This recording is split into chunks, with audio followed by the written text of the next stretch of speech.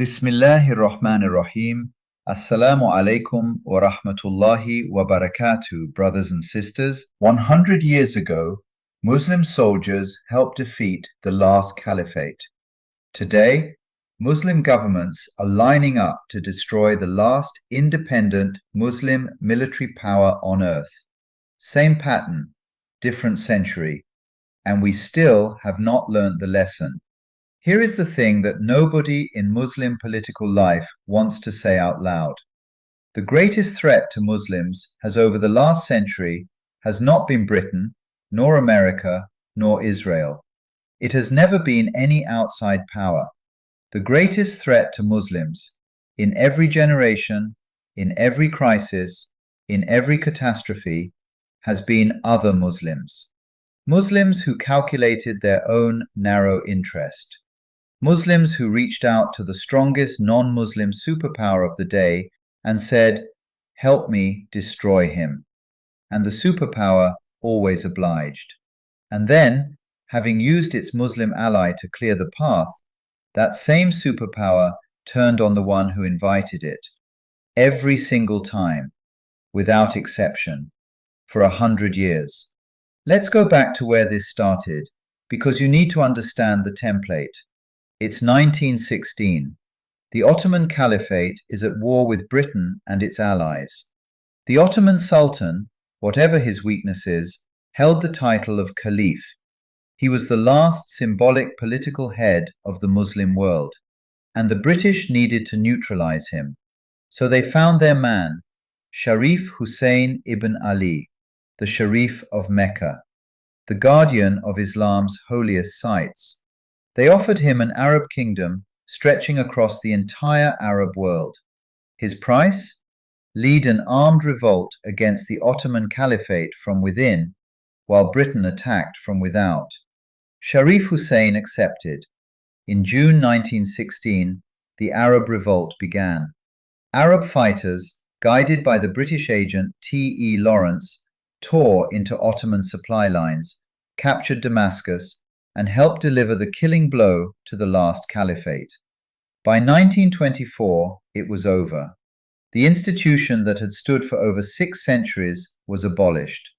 A secret deal between Britain and France carved up the entire Arab world between themselves. And Sharif Hussein? The promise of independence was broken before the ink was dry. He died in exile. His sons were installed as puppet kings by the very power that had used them, and the Muslims who fought for their freedom found themselves under new colonial masters who had no intention of ever leaving. That is the template. Memorize it, because we are about to watch it repeat in slow motion, over and over, for the next 100 years. Now fast forward to 1990. Saddam Hussein invades Kuwait. Whatever the rights and wrongs of that specific act, what happens next is what matters. The United States of America, the undisputed superpower of a unipolar world, assembles a coalition to drive Iraq out and, more importantly, to permanently cripple it as a regional power. Here is what the textbooks skim over. That coalition was built on Muslim foundations. Saudi Arabia opened the land containing Mecca and Medina, the 2 holiest sites in Islam, to American military bases. Egypt sent troops to fight alongside American forces against another Arab Muslim country. Syria, the UAE, Qatar, Bahrain, Morocco, Muslim nation after Muslim nation joined up. And the result? Iraq's infrastructure was bombed into ruins. Then came over a decade of UN sanctions that, according to UNICEF, contributed to the deaths of hundreds of thousands of Iraqi children. When the US Secretary of State, Madeleine Albright, was asked whether those deaths were worth it, the answer was, "We think the price is worth it." Muslim governments said nothing. The superpower had been invited in. It had used its invitation. And the Muslim country in its crosshairs was destroyed, with Muslim help. Then came 2003. There were no weapons of mass destruction. This was admitted after the fact. The invasion was illegal under international law, and yet no Muslim government of consequence stood in the way. Pakistan opened its airspace and intelligence services. The Gulf states provided basing rights and diplomatic cover. The country that had been the seat of the Abbasid Caliphate, Baghdad, the city of Al-Kindi and Ibn Rushd, one of the great centers of Islamic civilization, was set ablaze. Over 1 million Iraqis died, according to some estimates. Millions more were displaced, and Iraq, as a functioning state, was shattered.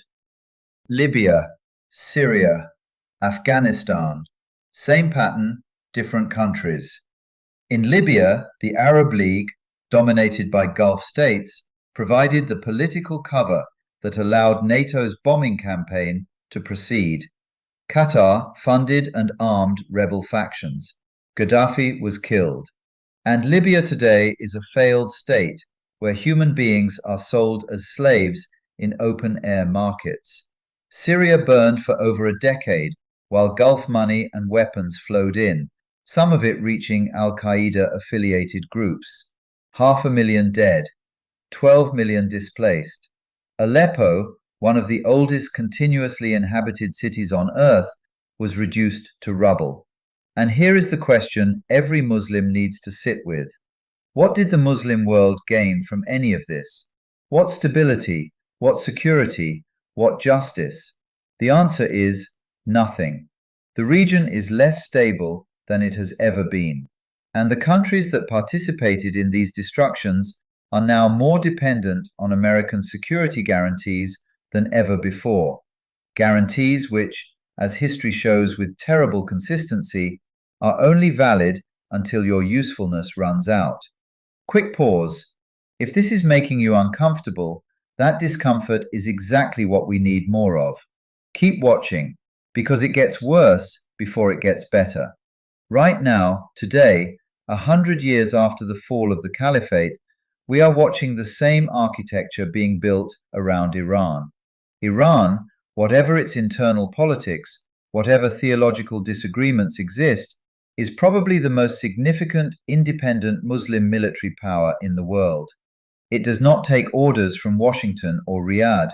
It acts on its own strategic calculus. And for the architects of American regional dominance, that is unacceptable. The Abraham Accords of 2020 formalized what had long been the open secret.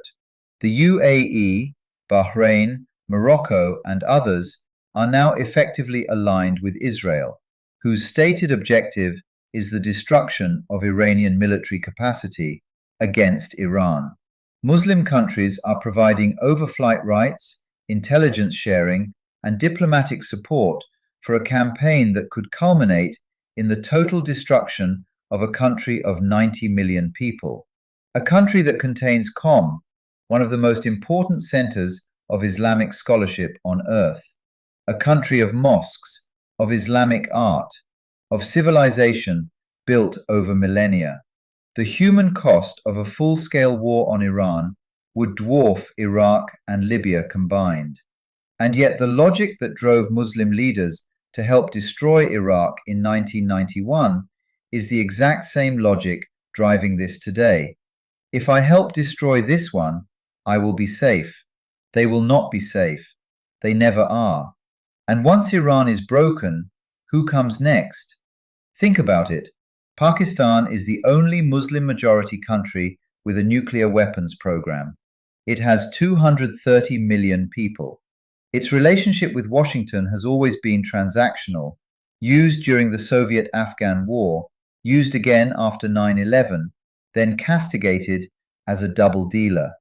American drones killed hundreds of Pakistani civilians on Pakistani soil with the tacit cooperation of Pakistani governments.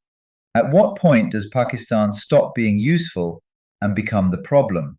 Turkey is a NATO member that is increasingly acting independently, buying Russian air defense systems, refusing to fully align with Western positions, developing its own defense industry. Washington's frustration with Ankara is not hidden. The tools of pressure are already being deployed.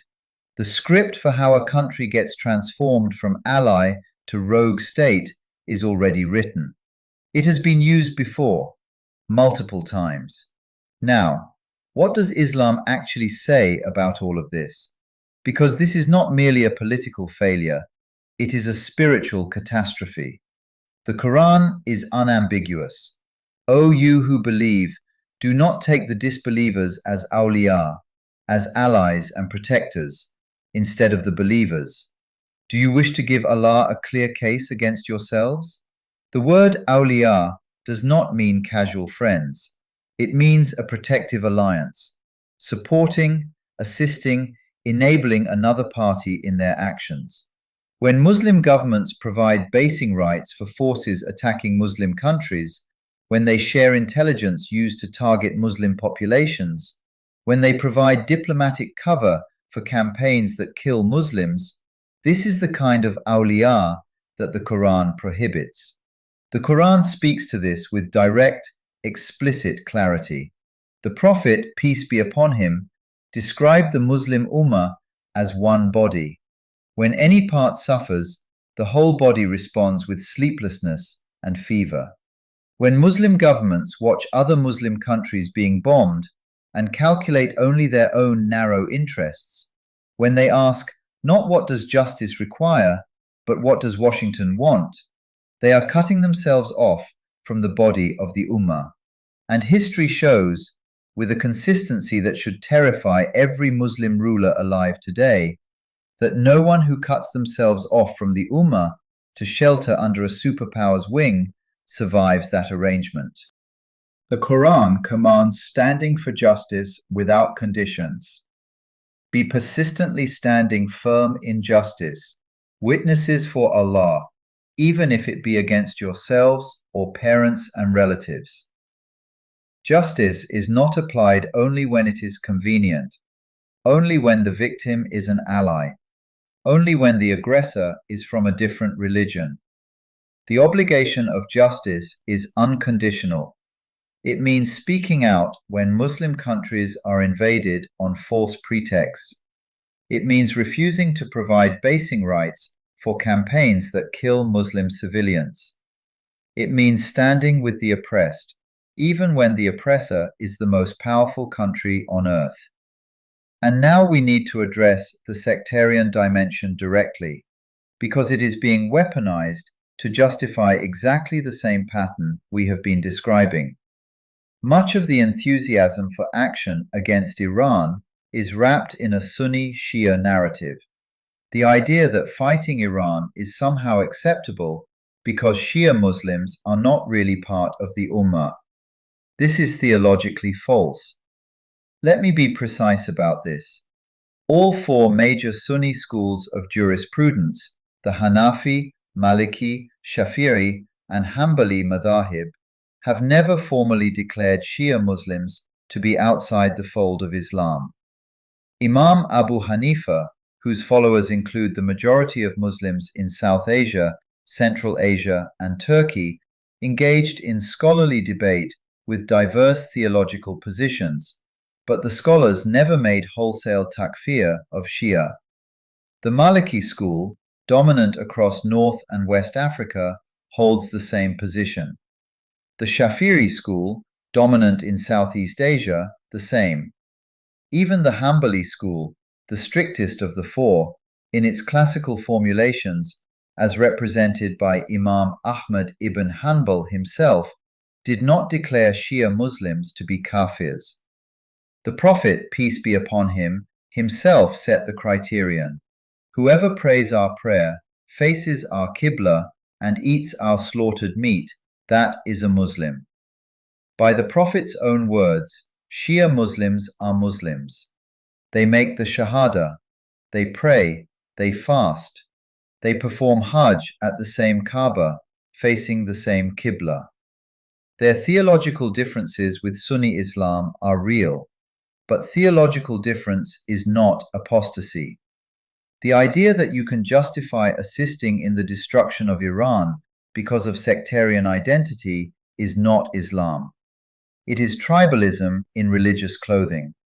and it is being deliberately promoted by those who find a divided ummah far easier to manipulate than a united one. So what are the lessons? They are not complicated, they are just painful. The superpower never becomes your friend. Every Muslim ruler who has allied with the dominant power of the day against fellow Muslims has been abandoned, betrayed, or destroyed. Sharif Hussein was promised a kingdom and received exile. The Gulf states that helped destroy Iraq are now entirely dependent on American security guarantees that come with conditions, strings, and the permanent threat of being next. This is not bad luck, it is structural. A superpower's interests are its own interests. It will use any ally that is useful and discard any ally that is inconvenient. The Muslim world has been the most consistently used and discarded ally in the history of modern geopolitics. The Ummah is your strategic asset, not a liability to be managed. 1.5 billion people, the world's largest fossil fuel reserves, some of the most strategically significant geography on Earth, a civilizational heritage of immense intellectual and moral depth. If the Muslim world acted with even a fraction of the coherence it is capable of, politically, economically, diplomatically, no superpower could treat it the way Muslim countries have been treated. Divide and destroy is only possible if we remain divided. And silence is not neutrality. When Iraq was invaded, the scholars who spoke out were few. When Libya was destroyed, the Muslim world's response was largely silence. When Syria burned, Muslim nations held fundraisers and said almost nothing to the governments fueling the conflict. The Prophet, peace be upon him, said, "Whoever sees an evil, let him change it with his hand. If he is unable, then with his tongue. If he is unable, then with his heart, and that is the weakest of faith." The minimum threshold of Islamic obligation is to acknowledge the evil. Active silence and the suppression of those who speak is a profound spiritual failure, not a safe political calculation. We are standing right now at a moment that will be judged by history. 100 years after the fall of the Caliphate, we are watching the same machinery being assembled, the same logic being deployed, the same promises being made to the same kinds of leaders who will eventually receive the same kinds of betrayals. The rubble of Iraq, Libya, Syria, and Afghanistan is still fresh, and we are already building the next pile. The question for every Muslim is the question the Quran has always put to us. Are you on the side of truth or on the side of convenience? The Quran says, "O you who believe, be helpers of Allah." That is not a metaphor, that is a command for every time and every place, including this one. The Muslims who helped bring down the Caliphate thought they were being clever. They thought they were building a future. They thought they were being realistic. 100 years later, the Muslim world is still paying for their cleverness. We cannot afford another 100 years of the same lessons.